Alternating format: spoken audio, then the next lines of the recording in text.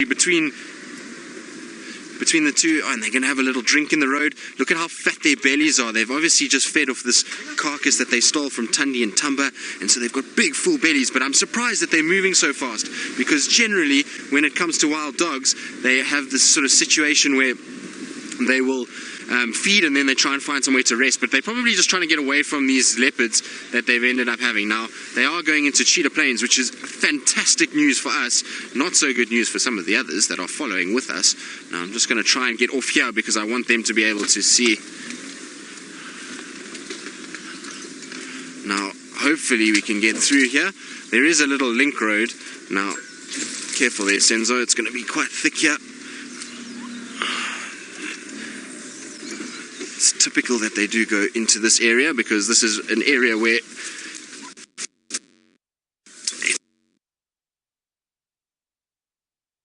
this is the amazing thing about wild dogs. They are just so chaotic. It feels like you're on a roller coaster ride when we're with them, because you're constantly driving through these thickets, and it's really just comes to wild dogs. The good thing is they are going into an area where we're going to be able to have good signal and good reception, so we'll be able to follow them as long as we can. Now, hopefully they don't go into too many.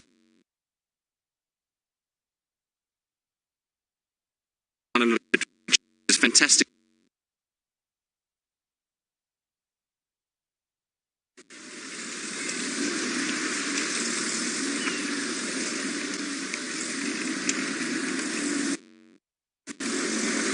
Right, sorry about that, guys. Like I say, it's a bad signal area, so every now and then these bad signal places, so we're going to try and stay with the dogs as much as possible. But isn't this spectacular? It looks like they're starting just to slow down a little bit, so hopefully they'll stop now running position. Now, we are going to have to play a bit of leapfrog so we can let everybody have a chance to see these dogs. Because of how fast they move, some of the guys haven't had a chance yet, so we are going to try and let them get a chance too. Now, I know there's also one or two people that will update them. Lex.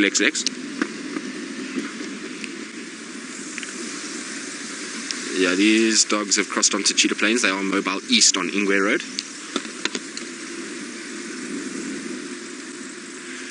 So, like I say, there are certain areas where people can traverse. Now, the dogs look like they were looking at something.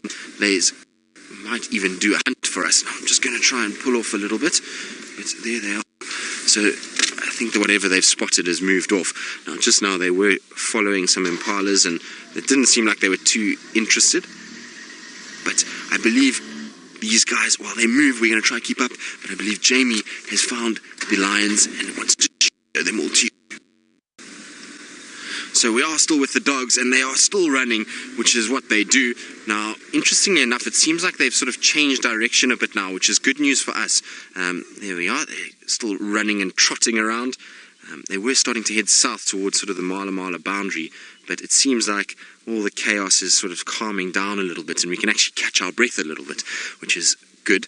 Now, you can see they are scent marking heavily. So this is 2 males and a female, and this pack comes all the way from an area called Lower Sabi, which is far on the eastern side of the Kruger National Park. From here, it's probably about 70 kilometers away. So they've come from a long way. Now, there's still one more dog that's in front of us, so if that one starts to move, then I will catch up with them, although I see they are running.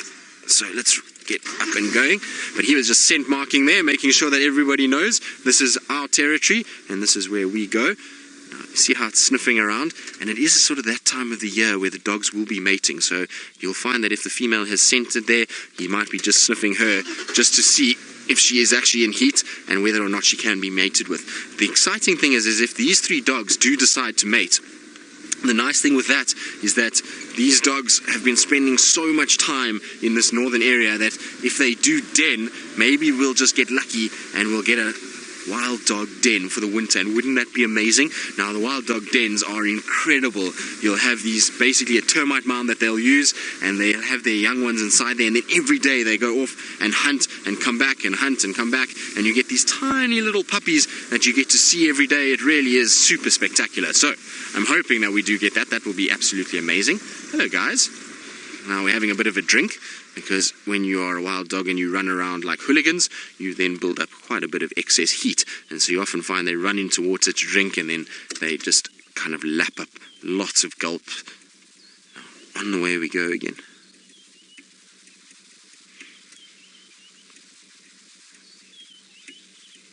Evil Underwear Gnome.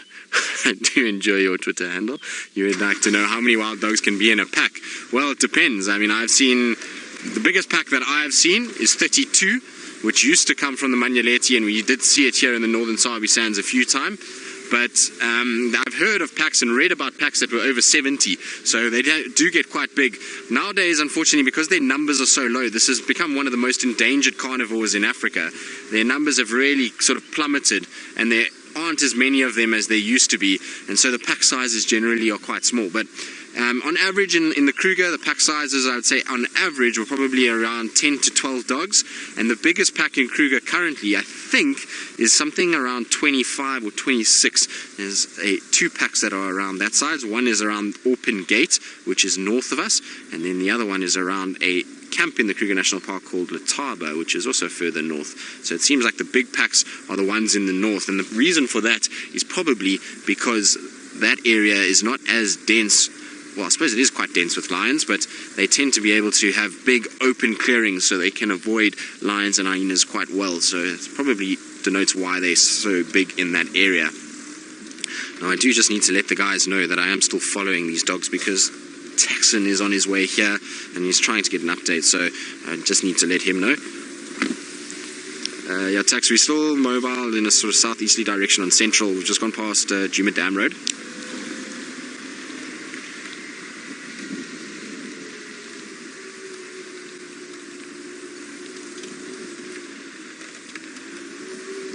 They're going quite quickly. I don't know if you'll make it, but you can try.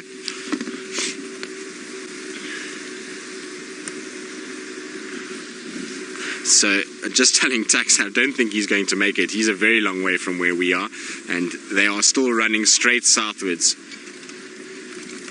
So you can see that dog's just stopped there. Your friends have gone the other way.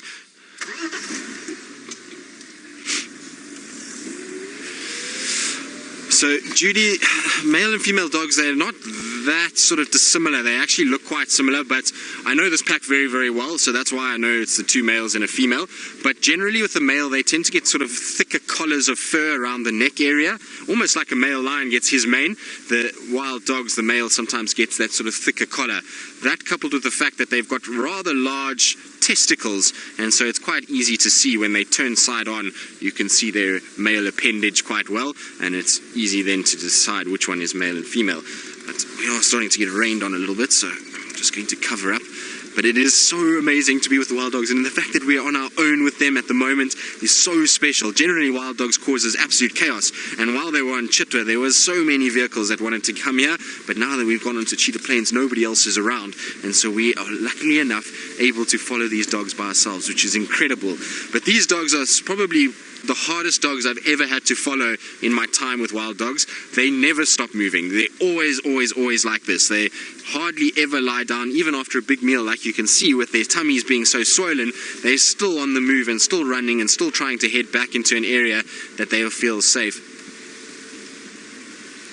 Now, I'm trying to just see where we're going to end up, but it looks like we are almost at the double M boundary, which is a bit of a shame because we're going to end up then crossing into that way. I was hoping that they were going to head a little bit further east and we were going to go towards Cheetah Plains Open, and we were going to see these dogs bounding through that open area. That was going to be sort of such a special sight, but I suppose we can't win them all, and we've been so spoilt anyway just to be able to find them. Now, where have they gone?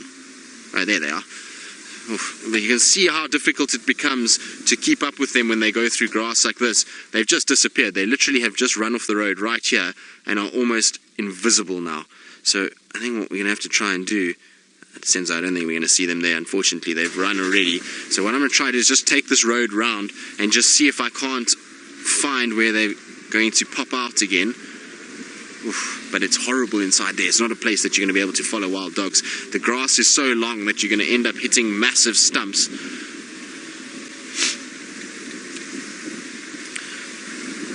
Right, So I'm going to try and see if I can't relocate and find these hounds as they run along through the bush.